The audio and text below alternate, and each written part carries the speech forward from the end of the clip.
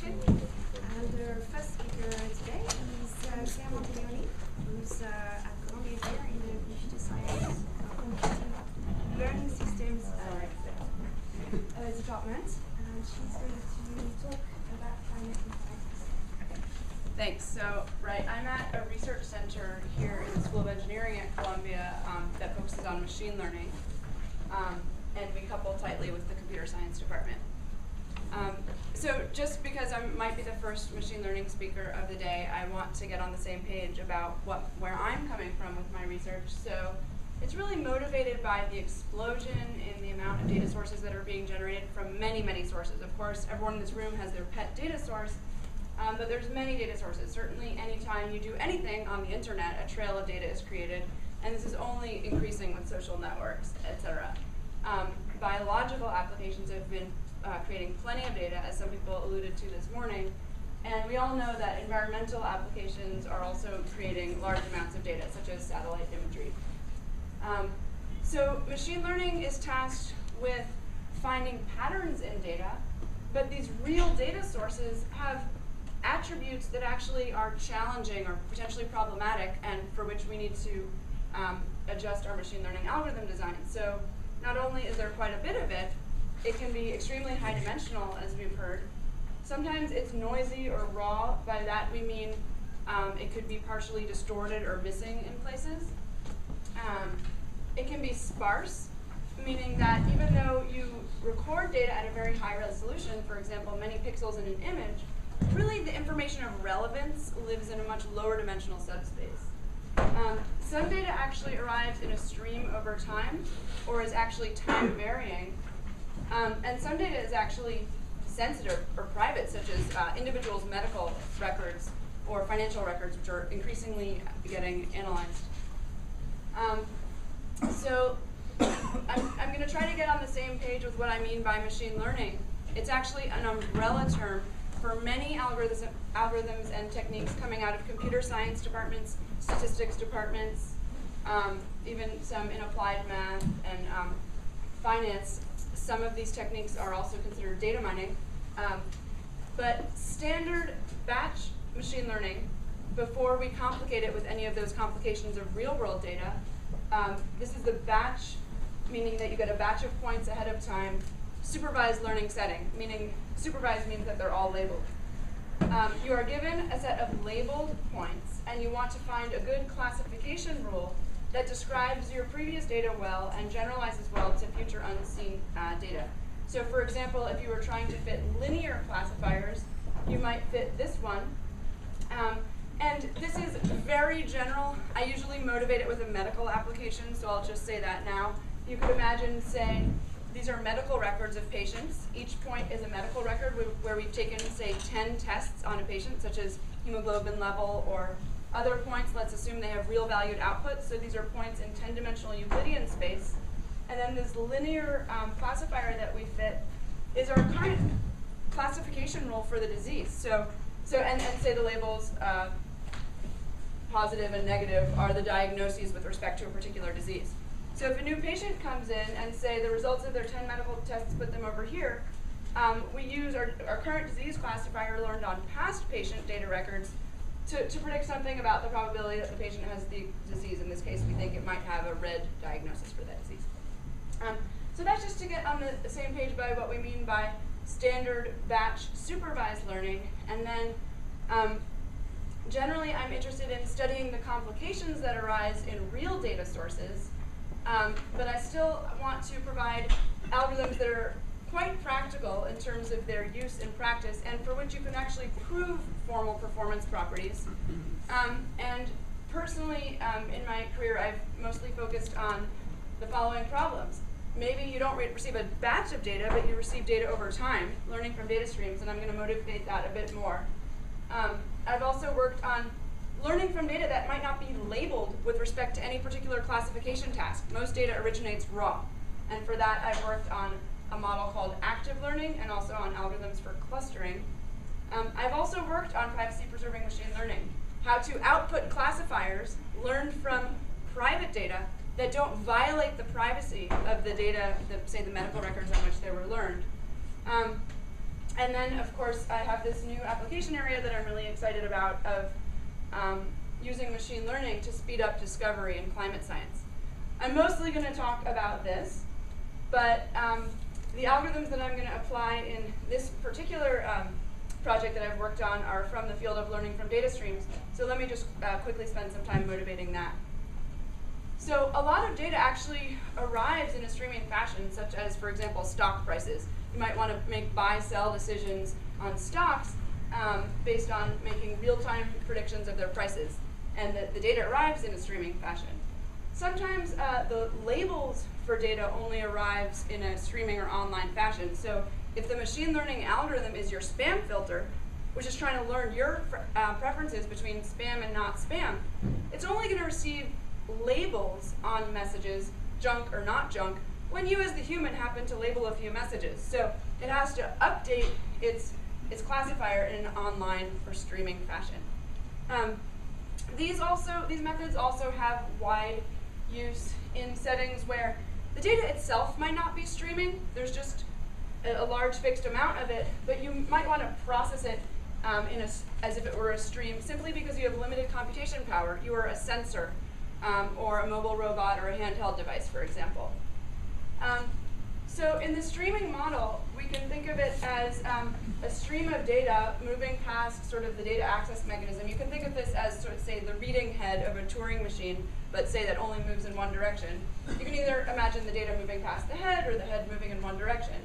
And so what I mean by that is that the data access mechanism is one at a time. So once a data point has been observed in the stream, you might not ever observe it again. And sometimes you also care about being able to make real-time predictions. And this models some of the forecasting problems that I motivated. So one thing you could do is take the existing literature on batch machine learning and simply wait around collecting data points in the stream until you have a large batch of them and run standard machine learning on them.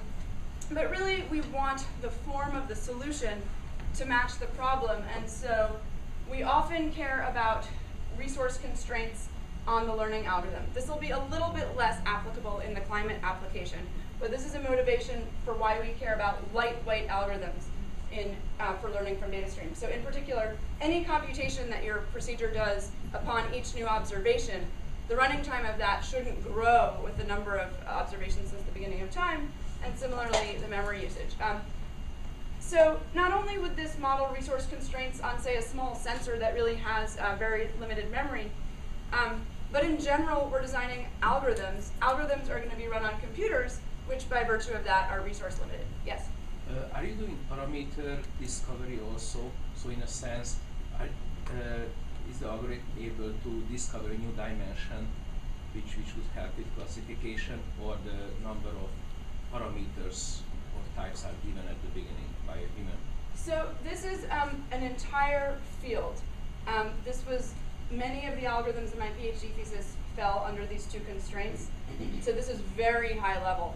There might be such an algorithm within the entire field of learning from data streams that does that. But I'm about to talk about a specific algorithm, and then I might be able to answer your question better. Or maybe that would be a better time to discuss that question. Good. Okay, but thank you.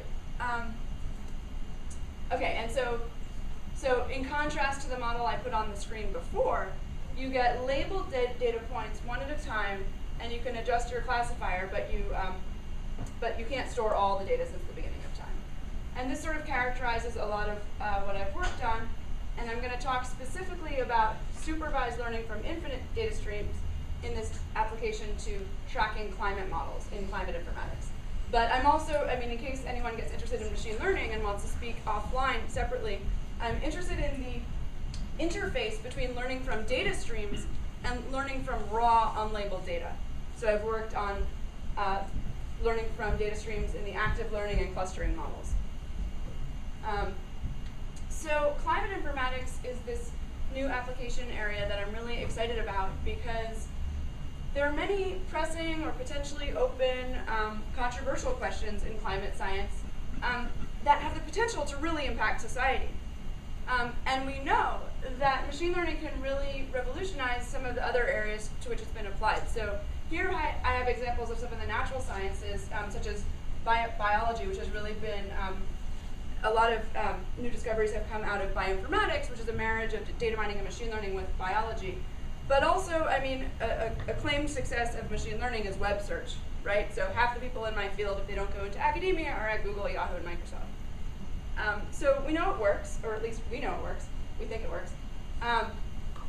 And we would like to extend the benefit to climate science. But it's actually a two-way street. So our initial collaborations have shown that it can help accelerate discovery, but it also, this collaboration reveals new interesting machine learning problems that suggest new interesting questions for algorithm design. So here are some of the related collaborations that I know of that have been burgeoning up, and if there are more collaborations I should add to my list or my related work section, please let me know offline. I don't mean to offend anyone that has a related work not on here, but I'm just trying to piece this together because I'm also doing community forming around climate informatics. I'm organizing the first workshop on climate informatics, and that'll be in New York this summer, so I want to plug for that, and if people want to stay involved, come to me afterwards. But I know of people that have worked on data mining and atmospheric chemistry, some earthquake prediction.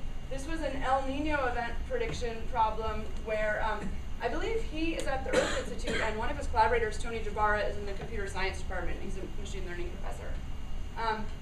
What I've worked on so far personally in terms of my own collaborations is in the field of climate modeling, one area of climate science.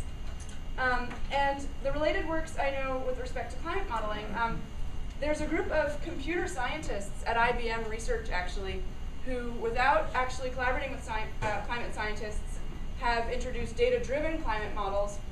And so far they're not using them predictively, but they're using them for climate change attribution. So if you have a bunch of atmospheric gases, which one was contributing most to rising temperatures. Using Granger causality group elastic nets, which are essentially some technology coming out of Bayes nets, probabilistic graphical models. And then I also know of various hybrid techniques where people have been looking under the hood of a climate model and trying to enhance it with neural nets or other techniques. I'm personally working on looking at the predictions of the whole multi-model ensemble of GCMs, global climate models, and trying to track their predictions. So this slide, I guess, is less needed for this audience than when I give the talk in computer science, but in case there are astronomers that need a refresher, what is a climate model? So first off, it's not a data-driven model. So when we use the word modeling in machine learning, we're usually talking about models that are fit from data. These are actually mathematical models that are actually based on first principles. So differential equations where the reaction rates aren't too controversial, to model a bunch of different components in the atmosphere: clouds forming, sea ice melting, advection, and also how these couple are mathematically modeled. So you have a large system of interacting mathematical models for each of these components that are supposed to model the entire sort of atmosphere-ocean system, which is now discretized into grid boxes. And different climate models handle this discretization differently. So you could have maybe a 100-kilometer cubed box, or maybe the vertical could be based on level sets of pressure. These decisions have been made differently by different climate modeling groups. And they actually have to address some interesting challenges, and the biggest one that I see is scale interactions. Because clouds are very important for climate, but to model clouds, you have to be looking at a very small geographical level to really model raindrops condensing around atmospheric particles. Meanwhile, the ocean is enormous and circulates, on the order of hundreds of years. So how you couple these is a real problem of differences in scale that is sometimes handled by discretizations or parameterizations. But this is just to motivate why different climate models might differ. Here are some of the climate models that contribute to informing the IPCC, the Intergovernmental Panel on Climate Change. So each of these is a laboratory that's been around for around 30 years and had many scientists contributing to it. And each climate model is run as a really large software simulation of these mathematical models. So I believe the first climate model was at Princeton in 1969, correct me if I'm wrong, and then Many of these, there's a couple in Japan, Max Planck in Germany has one. We have one at NASA here, actually in this building, at GISS. But each of them is a lab with a long history where different meteorologists and scientists have contributed. And they all contributed to, or at least 20 of them or so, contributed to a report for which they were awarded the Nobel Peace Prize. And their next report on climate change is going to be due in the next few years. So the hope is that any collaborations that we can do to help improve climate predictions may actually be impactful in this report. So when we consider the outputs of these GCMs, these global climate models, on any particular variable, and I'll describe what variable I'm plotting in a minute, we actually see that there can be large variances in the predictions among models. So these really thin curves are predictions of a particular variable from 20 GCMs. Red is their average prediction. Actually, we saw this from the statistician this morning, similar plots. And blue is the observable. So what I am plotting here is global mean temperature anomaly. So a temperature anomaly is, okay, so this is why they might differ from each other. A temperature anomaly is a difference between the raw temperature at a fixed location, say today, and the temperature at the same location at a fixed benchmark time in the past. And the reason why anomalies are studied instead of raw temperatures is that they have less variance over location when you go to average them. So for example, today, it's 20 degrees colder here than in San Diego. But if we look at the difference in temperature between today and some fixed, and the same calendar day in 1960, the difference between today's temperature and that in New York might be only 1 degree, and similarly the difference between today's temperature in San Diego and that same date in 1960 might be 2 degrees. So now when you average, there's lower variance. And I'm making a slight simplification. So the anomaly benchmark is not a particular date in the past. It's usually a time frame, like the average temperature between 1950 and 1980, but in the same location. So now we average these temperature anomalies to get a global mean over many, many locations across the globe. And to get a global annual mean, we average those temperatures over many locations and many times per year. So there's one number per the globe per year output by each of the climate models, and then we're comparing it to the observable, the blue of that temperature. So, and the variances go up as you zoom down and only take your mean over a particular area. So here's a lat-long box corresponding to Africa, Europe, and the Middle East, North America. And I don't know why I said that. But, and this is from 1900 to 2009.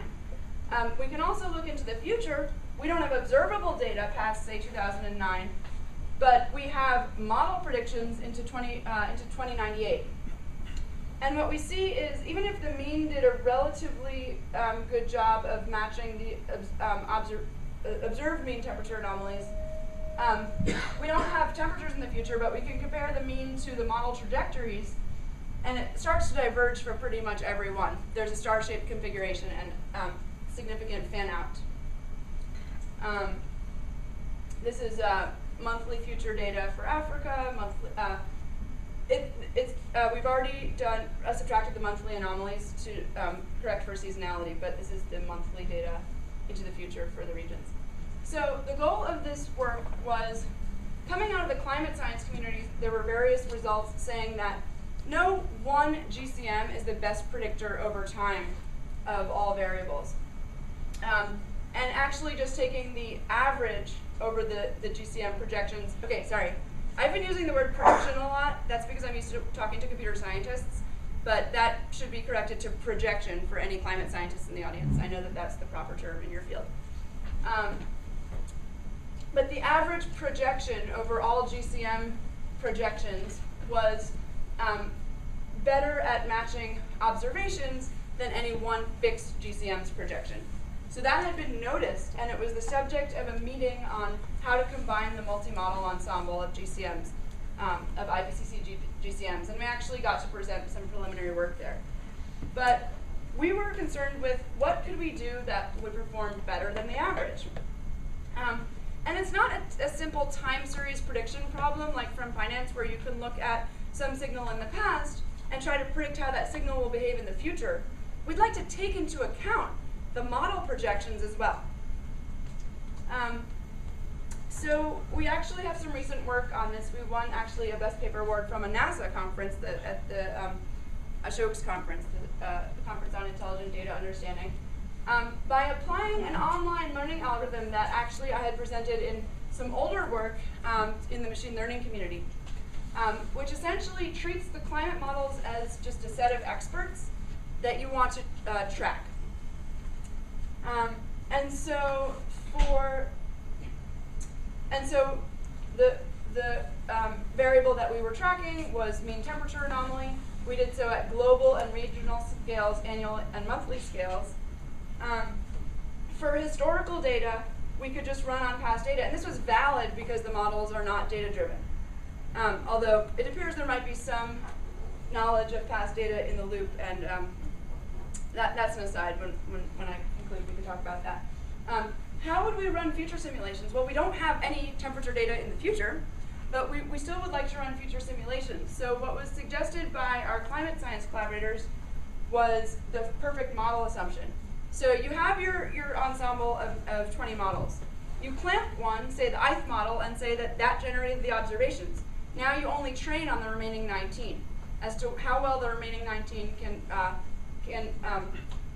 can track the projection, the model projection that you chose to be the best fixed one. Of course, you have to run this multiple times, right? It wouldn't make sense to just do that for one model. So we ran multiple simulations like that. Okay, so because this is not a machine learning audience, I'm just going to spend some time to motivate online learning and then explain the algorithm. Yes? So you have some input parameters for the models. So do you vary them? For the climate models? Yes. So do you have a chance to change them to see how stable is the prediction as a function of the change in each parameter or something? So I believe that the multiple runs were just different random instantiations, and then we only used one run per model. But within a particular data set that has all IPCC models, the input conditions and all forcings are the same. Okay. It's not ensembles, as you're talking about just varying the parameter. But from the machine learning perspective, the algorithm that I'm about to present can definitely be used in that setting. Yeah, we haven't run those experiments, but it's can completely flexible to that setting. Yeah, because then you can take into account the error and the change in predictions. Uh-huh. Right, so I'm about to describe a very general algorithm that you could also use in ensembles that just differ by parameters. Good. So this setting is learning from data streams, back to what I motivated before. The data streams are infinite, and it's the supervised setting, so all the data is labeled. In this problem for tracking climate models, it's a regression problem. So for each time point, you have a temperature value. So generally in this framework, the algorithm would predict a label for the current data point before looking at it, just to improve its current classifier. You write down a prediction loss that makes sense for your problem. I'm keeping this very modular. In the climate models task, it's just the squared difference between the predicted and observed variable, because they're just predicting these regression values. But this can also be used for classification, so for example, in natural language processing or genetics. And then the learner can update its hypothesis, and it would make sense for it to take into account what its prediction loss was. That's why it predicts a label before viewing the true label, so it can compute a loss between its prediction and the true. As I mentioned, just through the prediction loss that you choose per problem, this is extremely modular. So you could apply it to regression, classification, multi-class classification, different sorts of classifiers. They don't have to be linear, right? Any separation function. We have no assumptions on the data. So we're not even assuming IID. We're not assuming that the data is independently identically distributed from a fixed distribution, because we're not assuming any distribution. In fact, all the performance guarantees hold, even if there's some adversary that watches our every prediction action and engineers data to mess us up. So these are sort of worst case guarantees. Because we have no distributional assumptions, any performance guarantee is relative. So regret bounds bound the difference between the cumulative prediction loss, so the prediction loss summed over all the observations of the algorithm, and that of the best in hindsight algorithm in some comparator class when hindsight takes into account the observation sequence. So we're concerned with algorithms that have access to a set of experts. In this case, these are the climate models, the GCMs. And the algorithm is always going to make a prediction simply as a weighted average of the model predictions. But we're going to change these weights over time based on how each model is predicting. So we'll initialize them to uniform, but I'm going to talk about a few different rules for updating this distribution over your experts. So this is just a modular way to represent the loss function indexed by expert i's prediction at time t, and it also takes in the true observed value at time t. So one thing you can do is just standard Bayesian updating. You can penalize experts for having high prediction loss using this exponential. And this has a long history, not just in our field, it actually goes back to electrical engineering, the Lempel-Ziv sequential decoding algorithm. It's not so great if you expect your data to change over time, right? Because if you start with a uniform distribution over your experts, you're going to quickly hone down and put quite a bit of weight of an expert that predicts well at first. But the other experts' weights will go down to 0 exponentially fast. So if observations change, it'll be very hard to grow back up weights on one of the experts that wasn't very good in the earlier iterations. So now I'm going to talk about the same kind of scheme. I'm still making predictions as a weighted average over experts, but I'm going to add some modeling of the time-varying nature into my update rule for the weights over experts. And I'm going to do so using a hidden Markov model. So a hidden Markov model is a graphical model, meaning that nodes are random variables and edges are conditional probability distributions. This is more general. If you've seen HMMs before, this is more general in that we're allowing arbitrary dependencies between observations. This just makes it actually more general. And this hidden Markov model, the identity of which expert is currently the best predictor is the hidden variable. Now, even though we're modeling that there's one fixed expert that's the best at any one time increment, we're not going to predict with that expert's prediction. We're still, as I said, going to predict with a weighted average over experts' predictions. But this is the model used to update those weights. And to, whatever your loss function is for your problem, which in this problem, again, is just the square difference between the predicted temperature anomaly and the observed temperature anomaly, if you just equate that with the negative log likelihood of the observation, given that expert I was currently the best and past observations, then you yield this HMM whose Bayesian updates correspond to a family of online learning algorithms in the literature. So now when you do your Bayesian update, you have to condition over which expert was best at the past iteration of the same update, and you also have to specify transition dynamics. So what should this transition dynamics be? We could let it be the identity. So we're essentially saying if one model is good, it will always be good. And then we get back to that very simple Bayesian update I showed you before. But as I said, that will not generally model time-varying data very well. So what you could do is take the identity and subtract from the diagonal a small fraction alpha. So the modeling assumption is, if expert I was good at time t, then at time t plus 1, with high probability, expert I will still be the best. But with some small probability, alpha over the number of experts minus 1, the best expert could switch to be any of the other experts. So this is just a diagonal matrix with 1 minus alpha on the diagonal and alpha over the n minus 1 off the diagonal. And it allows you to explicitly model the fact that the identity of the current expert might switch over time. And intuitively, this is making sure that none of the expert weights are allowed to drop down to 0 exponentially fast, because you're always mixing in a little bit of the uniform, sharing some entropy over the rest of the experts, so that you'll be nimble in case your observations change. You might be wondering how to set this parameter alpha. So that is going to essentially be, the level of time varying or non-stationarity in your sequence, how bursty things are, how often you expect to switch between experts.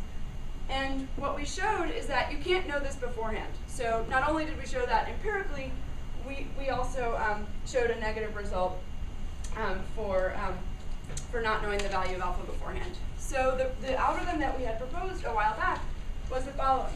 I'll make a bunch of copies of the hidden Markov model, but each parameterized by a different value of alpha. So alpha is a parameter ranging between 0 and 1. I'll discretize it and feed different values into these different sub-algorithms. Each of those are algorithms of the original form, maintaining the weights over the experts, the climate models. But on top, we're tracking the best fixed value of the parameter using the standard Bayesian updating that's trying to find the best fixed value of the parameter. So usually at this slide, someone asks me, why do you track the best fixed value of the parameter? You could track the best switching value of the parameter. And certainly you could increase this hierarchy to more and more levels, but you essentially have diminishing returns. So we can already prove something strong enough without that. And also we have a general rule in machine learning is that as you increase model complexity, you need, you suffer from overfitting if you have the same amount of data, or said alternately, you need more data to get the same prediction accuracy. So this suffices. And what we can show is that, so if you compare the hidden Markov model that used the best value of the parameter for the observed sequence, where best is with respect to minimizing the cumulative prediction loss, it's the regret for using some arbitrary value of the parameter is linear, and it can also be linear in the lower bound, although this is sequence dependent. But we avoid the lower bound entirely and have asymptotic savings and regret by using our algorithm that learns the parameter simultaneously. And we also tell you how to discretize that parameter to be regret optimal, although you can discretize it uniformly and it still works well in practice. So let me state what the application is. I've essentially already said it. The experts are going to be the GCMs, and in this case, they're predicting mean temperature anomaly. So we have both global, regional, annual, and monthly experiments. The prediction loss is just the squared difference between the predicted temperature anomaly and the observed temperature anomaly. And you can see our paper for how we discretize the alpha.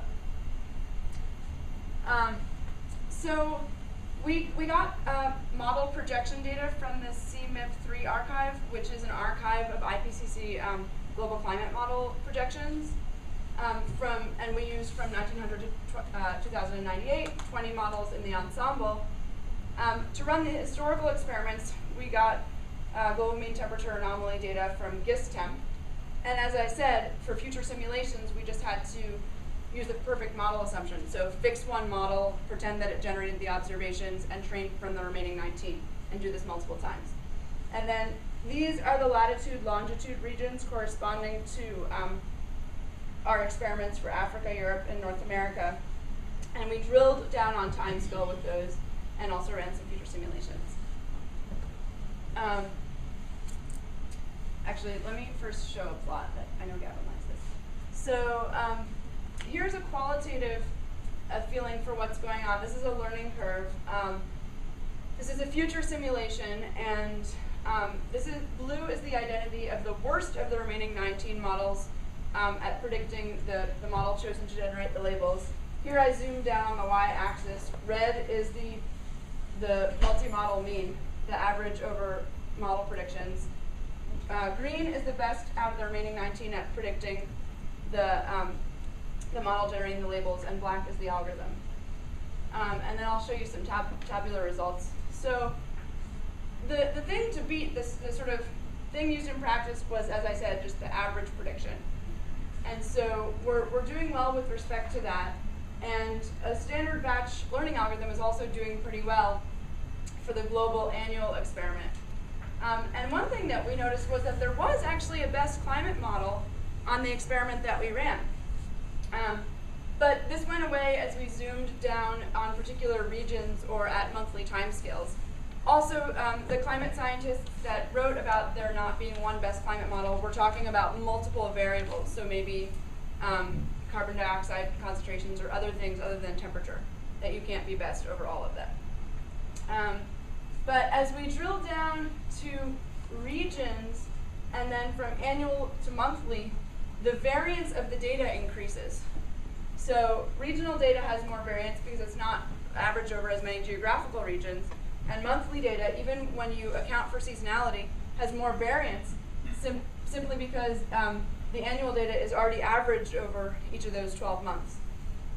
And so you start seeing the advantage of our approach with respect to the average prediction, and also with respect to linear regression, which suggests that because the data is time varying, you don't want to necessarily take a batch approach, because a batch approach doesn't focus more on the present than the past. Yeah, here are some of the other curves that were summarized in those tables. Here are the curves on average versus, like the average model is red and the algorithm is black for the regions, going into the future. And yeah, here are the tables that summarize those. So actually, sometimes the batch algorithm was okay on that. And I guess I'll take a moment to discuss future work before we have a few questions. So I've basically just been working on a macro level. I haven't been looking under the hood of a particular climate model, just been allowing the GCMs to give us predictions, and we're working on how to combine them. And so there's more to be done there. I think that a lot of people would like to see us run on other benchmarks. I'm hypothesizing that carbon dioxide is one, but maybe there's some other climate benchmark that we should run on. And that wouldn't require us to change our algorithms at all. One thing that we might want to change is add a spatial dynamics in addition to temporal. Because it might be that some GCMs are better at predicting some locations than others. What has frustrated me about this work is that we always require observed data to update our weights over models. So really, we would like semi-supervised or unsupervised methods for learning with experts, but this is an open problem for machine learning algorithm design. So that's an interesting open problem that has been spurred by our work. And I actually have some initial results for unsupervised learning with experts, but it's for clustering, so it's not directly applicable. Also, there's no reason we can't just use batch techniques. We don't need real-time predictions. So we would like to experiment with many different approaches in the literature. However, we've initially seen that an online method is doing better than a batch method, and as I said, that might just be because the online method puts more weight on the present, which for time-varying data is important. You sort of want to forget the past. And we might want to look into transductive regression, where you just need to predict temperature, say, at the year 2020, 2050, and 2100. You don't need to interpolate the entire curve with time. So that should make the problem easier.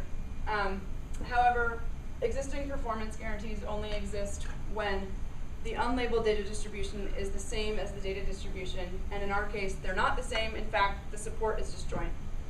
I'm also interested in my collaboration with GISS to really look inside a climate model and see if there's ways that we can help. And parameterization, especially to somehow integrate the cloud simulations, which are happening at much smaller geographical scales than even a single grid box, have been proposed to us.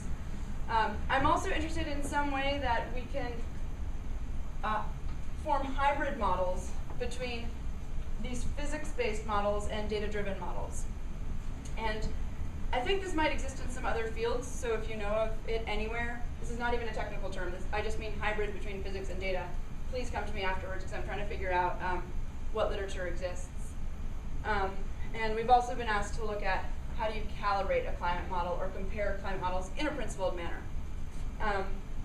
And just generally speaking, I think it's a sort of a two-way street where we can take reasonable assumptions that are used in practice and use those assumptions to give us theoretical traction for designing algorithms with provable performance guarantees. And then finally, I just want to plug the workshop. And it's going to be very interactive. So even if you're not sure if you want a collaboration in this field, you should come along, because we're going to have sort of breakout sessions where we'll have challenge problems coming from the climate scientists, and then a bunch of people can brainstorm about solutions, and you might actually walk out the door with a collaboration. That would be my blue sky goal out of the workshop.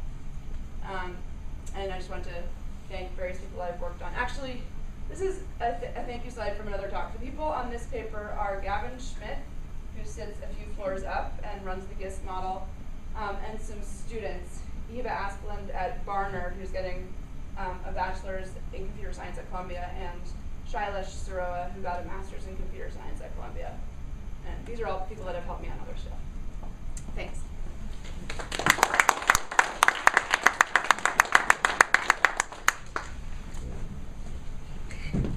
So it's not entirely clear to me that the metric, I forget what terminology it uses, but the thing you really want to be aiming for is the square and the difference between the prediction and what you're seeing.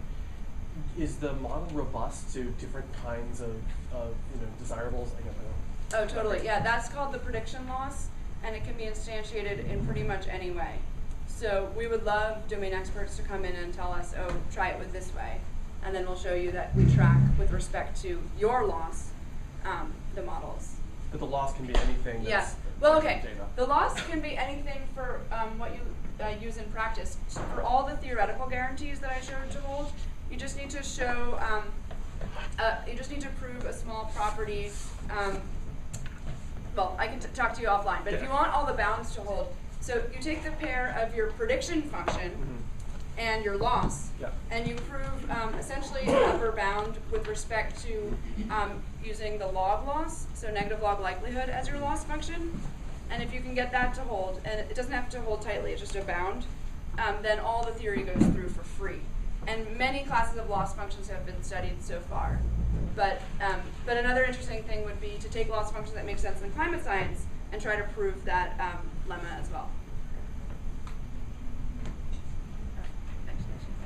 I just want to say two things. One is that I don't know if you know about this climate prediction.net experiment, where they have this multimodal ensemble that is run from, I think, 1980 to 2080.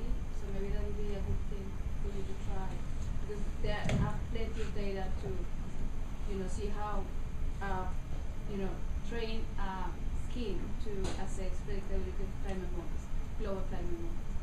And the other one that is just a comment. What's it called? IPCC? Climateprediction.net. Okay, thanks. It's one of these. It was named in the last talk about when they talked about the citizen science. Okay. But they're not IPCC? They're no, not IPCC models? It's the Hadley Center model. Oh, okay. And they have different parameters. Okay. So Cool. it's very interesting. And the other thing is that, have you compared this with the methodologies of ignorance skill or prior skill for predictability of global climate models? No, I don't know what that is, so it's I should try to find out. like a loss function that is just the ignorance. Yeah, I'd love to find out about your skill functions or loss functions, so maybe I'll write that down afterwards. Talk to you. Thanks. Okay. I'm just curious, what's the criteria of choosing the model out of the 20 models as an observation? Is it just the best? Oh, we just ran for a bunch of, ideally you want to do it for all 20. We ran 10, but the ones that we reported were the best on the past data, the worst on the past data, and 2 that discretize the range in between. And it can change also, I would imagine that you choose one at a time and the next time could be another one. I don't know what you mean by time. So in a particular experiment, it will be one model projection that is treated as the observation the whole time. And there's no real way to choose these. So all we did was we looked at the one that had the best performance on the past data as one simulation that we ran. We also ran with the model that had the best, the worst performance in the past data, and then also 2 in between, but that's arbitrary. But we ran actually on 10 different ones. Yeah. What would happen if you were to, let's say, take 50 copies of Model 1 and add it in the calculation and now run it with those 70 models? Would Model 1 kind of swamp things, or does it somehow be able to? No, if it's not performing well, it won't affect things hardly at all.